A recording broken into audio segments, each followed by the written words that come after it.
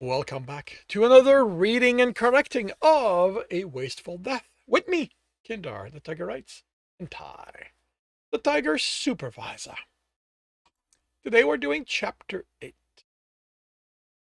Marlot headed home after dropping Trembor off, changed into gray running pants and a loose shirt before getting meat out of the cooler. He didn't have much choice left. Took out 2 of the 4 pieces there and put them in the heater. Good thing he was going hunting after eating. He emptied the last of the blood in a bottle. Wouldn't be much, but if he wanted to have something left for the morning, he had to sacrifice tonight. At least he wouldn't be hunting on an empty stomach. That always caused him to act impulsively. He'd lost more than one prey that way. Once the meat was warmed back to body temperature, the way he preferred it, he brought the food drink to his office and sat in front of the computer. He brought up his tracking program, which he'd written himself, and 3 names came up. That morning there had been 12. These were the 3 whose result had shown the most promise based on light automated research through the public information network.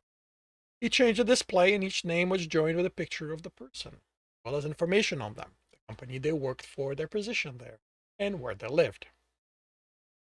There was a lot more information on them that he didn't need right now. Each time he added someone to the list, he did as much research as he could himself. The more information he fed his program, the better the result. Once he picked the 3, he set his program on their scent, rummaged through every database accessible, and used everything it found to calculate each potential prey's productivity rating. It used their position within the company they worked for, the company's profit rating, as related news stories. It also dug into their past for anything that could affect their worth to society. The final number wasn't exact, but after 4 years of tweaking his program, it was accurate enough Trevor could plan his food expenses with. Trevor liked to rib him about how he hunted. The lion called him a tiki. Trevor had neighbors neighborhoods he hunted in, places he was familiar with, so he had an idea of how much he'd end up paying for a kill. Marlot didn't find that efficient. By hunting in the same places, prey got used to it and adapted, which made the hunt more difficult. Not to say he could end up killing someone outside the local average and have to pay a premium for it. With the technology that was available these days, Marlot didn't see need to hunt that way. With only a little legwork in his well-designed program, he could get all the information he needed about his prey before he left home. And he didn't create a hunting pattern for the prey to learn. He read the file on the prey at the top of the list. The one his program indicated had the most affordable rating for the amount of meat he'd get. Today, his prey was male, a horse. He filed his claw as he read, looking for any detail his program might not have taken into account that could affect the rating. The horse worked at a warehouse on the other side of the city. Based on the company's record, he took the test twice and failed both times. He had a gym membership, which he only used occasionally. He also had 2 convictions for shoplifting, 3 and 5 years ago. This led him to agree with the result his program gave him. Spray was low on the productivity ladder. Labor work was entry-level position for those who couldn't get the academic marks to come in at a higher level. That he failed the promotion test twice indicated he wasn't the best worker there. Even if they were a few years old, his conviction still had an effect on his rating. Those usually stayed in the system for a decade, even for something minor. All this put his rating on the lower end, and it didn't help his prey that the company he worked for had been sliding down in the markets. Marlot nodded to himself. This shouldn't cost him more than half his budget. It wouldn't be an easy hunt. Horses were strong by nature and would know how to fight, but that just made it more exhilarating. He transferred the file to his pad and made sure his claws were sharp. Sharpening them was something he only did when he expected to get in a fight. For the time, he didn't care how dull they got. His prey had the afternoon shift, so he didn't have to hurry. This wasn't an accident. Everyone Marlowe kept on his list finished work after he did. He hated hunting on his rest days. Firmly believed those days were to relax, so he arranged to do his hunting after work. He washed his dishes before heading out and had a leisurely drive. He parked in a public lot away from the warehouse where his prey worked, walked to a juice bar located across the street from building, the building's exit. He wasn't the only predator here watching. A lot of laborers were prey species. They attracted crowds. Predators looking to see what was available or just looking to whet their appetite. He didn't have to wait long until his prey shift left out. Most headed for the parking lot or the bus stops, traveling in groups whenever they could. Marlot had no doubt locating his prey among this crowd, and no trouble from trouble to doubt. Marlot had no trouble locating his prey among the crowd. His height and palomino barking were distinctive. The horse parted from the group. They stopped at the bus because his home was only a 15-minute walk away. Marlot finished his drink and started after him. Kept the distance wide enough so his prey couldn't, but not so wide Marlot would lose sight of him. He was downwind of the horse, so advantage. That didn't keep the horse from looking around nervously, ears jittering side to side. That was an ancestral reaction, dating back to when they lived in the open space, and it was possible to pick up out noise that didn't. Other predators, other predators moved about the sidewalk in both directions, going about their business. The horse looked at them nervously, distracting him should he pick up Marlot's scent. His prey quickened his pace. He sensed he was being hunted. Marlot matched him. He didn't know how, but no matter how careful he was, they always seemed to know the hunt was on. He talked with other predators who confirmed it. It wasn't something he did that gave him away. Marlot could take him down right now if he wanted. Predation was allowed basically everywhere except for the academy ground and hospital. But he didn't like getting in a fight in public. For one thing, it disrupted other people's day, and for another, someone might come to the horse's defense. That's why he preferred waiting until they were in a sparsely populated area. Fortunately for Marlowe, his prey's nervousness preventing him from thinking clearly. Instead of staying on the busy sidewalk, cut through an alley in an attempt to get home faster. The horse was looking over his shoulder when Marlowe turned the corner. His eyes went wide. He ran out. Marlowe smiled and ran after him. The horse was faster, but Marlowe hadn't spent the day exerting himself, and he did endurance training. His prey hadn't thought it through. He was still too far from his home. Marlowe didn't expect him to be able to maintain the pace long enough to reach it. He lost sight of his prey twice, but the horse's scent was thick with fear, and Marlowe had no trouble staying on his trail. It was even stronger than the stench emanating from the homeless sprawled on the ground against the wall. The horse's scent took him out of the alley back on the street, so he was catching up. It was a smaller street, didn't have anyone currently walking along it, so Marlowe wouldn't have to worry about someone intervening. When he was close enough, Marlowe threw himself at the horse's back, and both went down. The horse didn't waste a moment and bucked him off. Marlowe rolled and leaped back to his feet. Marlowe caught sight of an elderly rabbit running off. The horse stood before Marlowe, breathing heavily, and hands clenched into fists. Marlowe smiled. The horse was done running. He'd realized that if he was going to survive, he had to take Marlowe down. Marlowe wasn't worried about being killed. Prey hardly ever killed predators, and when they did it, it was by accident. He didn't know if what made them prey made them incapable of killing, or if it just didn't occur to them. But the worst he had to worry was broken bones and bruises. He wasn't even worried about that. The horse closed the distance between them, swung. Marlowe had easily avoided the blow. Like most prey he'd hunted over the years, this one didn't know how to fight. He was throwing punches, hoping. Marlowe had seen the kind of gym they went to. All they had were weights. It made them stronger, but what was the point of that if they didn't know how to fight? How did having a good-looking body help them survive? One of the punches connected with Marlowe's shoulder, sending him flying back. Mine on the hunt, he chided himself as he rolled, just in time to avoid the horse's foot landing where he had been. Marlowe stood and punched the horse in the face, fist closed. He tried to avoid using his claws when hunting. Made the prey. That meant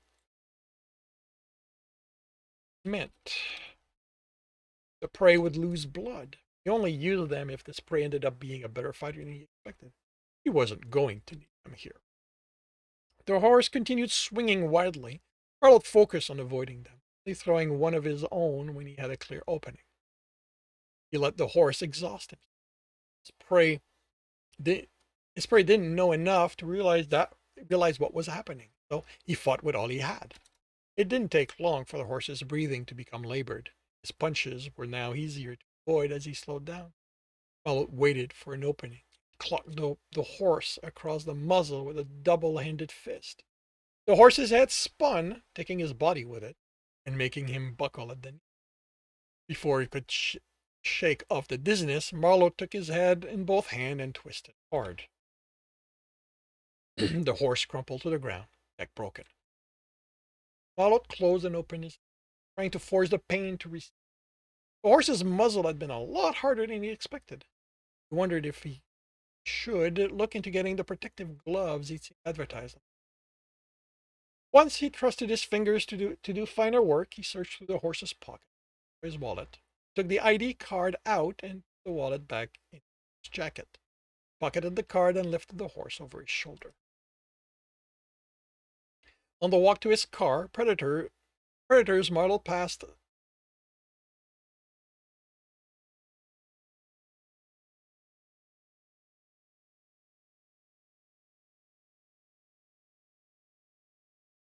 On the walk to his car, the predators Marlot passed smiled and nodded in silent congratulation, while prey gave him a wide berth. Some even threw him angry glare, but he didn't pay attention to those. Quickly become used to them once he started hunting in the city. He also got used to feeling gazes follow him. Scavengers and less scrupulous predators preferred stealing prey rather than doing their own hunting. Followed had learned early on to pay for a kill only after locking the body in the trunk of a car. He dumped the body next to his vehicle and undressed it, put the naked form in the trunk, closed it, and set the alarm. Marlot felt his shadowy entourage disperse now that they couldn't get to it easily. Rolled the prey's clothing into a ball and crossed the parking lot to reach the payment kiosk. He swiped his ID and the screen lit up with his name, address, and job. It then asked him to confirm the information was accurate. He shook his head in annoyance. Why would he else's ID? And if he'd stolen it, he'd just say it was accurate. He confirmed it was him and then picked the option to pay off his skill from the list that appeared. The kiosk asked for the kill's ID and Arnold swiped that card. The screen went dark while it processed the information. The next question the kiosk asked was if he was returning the kill's possession. Returning the possession wasn't mandatory. In fact, from listening to other predators talk, many of them liked to keep them as proof of their kill. Arnold didn't have a need to do. As far as he was concerned, hunting was about putting food on the table and more. The government encouraged return of personal items to give small discount by giving small discounts on the kill's price. The front panel opened and the empty plastic bag from it. The bundle of clothes went in and the ID card went in the clear slot in the bag. He sealed everything and placed it back in the kiosk. The horse's family would be advised of his demise. But now they had the comfort of knowing that anything he had of value, both monetary and sentimental, was coming back to them. Then the amount he had to pay appeared. It was a little higher than his program had calculated. This was the third kill where it had underestimated the value. You'd have to take a look at the calculation and see where the flaw was. At least the kill was still within his budget. When prompted, he chose to have the amount deducted from his account. His ID card was set up like that. He asked for the confirmation code. It asked for the confirmation code. He entered it. The kiosk still accepted cash. Marlot didn't think that was going to last much longer, but he didn't like to carry that kind of money on him. It was far too easy to become prey with that kind of incentive, and he preferred to keep cash transaction when he didn't want it. He preferred to keep cash for transaction he didn't want traced. The receipt printed and the kiosk asked if he wanted to see his skill tally ranked with neighborhood, city, his employment, or productivity class. He canceled. Marlot kept his own tally and didn't care how he rated compared to anyone else. The tally option was a recent addition to the kiosk, and from listening to other predator talk, he suspected the rank system got some of them to prey above what they could afford just so they could brag about it. Unfortunately, those most affected by ego tended to be the younger predators, those who couldn't. They ended up racking up debt just so they could claim to be at the top of the list. He wasn't the only one who felt that way. Multiple petitions to get the ranking removed from the kiosk had been handed to the city government. There was no indication things were going to change anytime soon, much to the delight of the lending agencies. Marlot had read there was talk of including debt in the productivity calculation. He wasn't sure how he felt about that. Sure, you could see how that might discourage some from hunting above what they could afford, but what about everyone else? He had a couple of loans for his house, his car, but that, that didn't make him any less productive. Hopefully, it was one of those things politicians would discuss but not do anything about. Marlowe entered the information about his scale in his pad, information on the value discrepancy. He then drove to his processing, not far from his house. It was run by a hyena family, and they did quality work. The door buzzed as he pushed it open, a horse slung over his shoulder. The space was well lit, separated in two by a large counter where the bodies were butchered, and the wall display behind the counter. The wall display beyond the counter, where various meat products were arranged for sale, was almost empty at the late hour. Because he was the only one there, the sound of the hyena laughter was quite loud. He walked to the counter and saw four of the five brothers huddled in the corner, still wearing a blood-covered apron. They were snickering in respective breath. Heskiriel, the oldest of the group, looked up and waved at Marlot. He stood and walked to the counter, trying to control the laughter. He wiped at his eyes with his sleeve and left a smear of blood on them. From behind the counter, a hand appeared and gripped the edge. The fifth brother, Agazmil, pulled himself up, tears streaming down his face. He tried not to laugh. He put his other hand on the counter, his ordered and snickering. He lost control and started laughing hard, lost his grip, and back on the floor with a loud thud. The three in the corner looked at their brother for a moment, then exploded in laughter. One of them, Gerardum, Malone thought, he had been in the process of standing, and he went down. And he went back down, sliding against the wall. Even as Kiriel had trouble keeping a straight face. Would I ask to be let in on the joke? Malone asked, finding himself smiling. Eskiriel shook his head. You wouldn't get it. He had a fit of laughter. It was a moment before he caught his breath enough to continue. It's a hyena thing. With a chuckle, Malone decided not to press the point. Dropped the body on the counter. Eskiriel took a moment to put his professional face on and look it over. Our usual cuts? Yeah. As Gasmail finally got up and joined his brothers, fighting to keep his laughter at bay. Mallow chuckled and focused on Eskiriel. Can you leave a little more fat on this time? Healthy enough, I can take it. No. The hyena nodded and wrote on the counter. The usual for our cuts? No, sir. Yeah, skin, bone, extra fat, and the head are yours. Normally, the hyena's price for processing body was £2 of meat, which Marlot had no issue paying. But since all he took was the meat and blood, leaving them everything else, they never felt the need to take meat from his kills.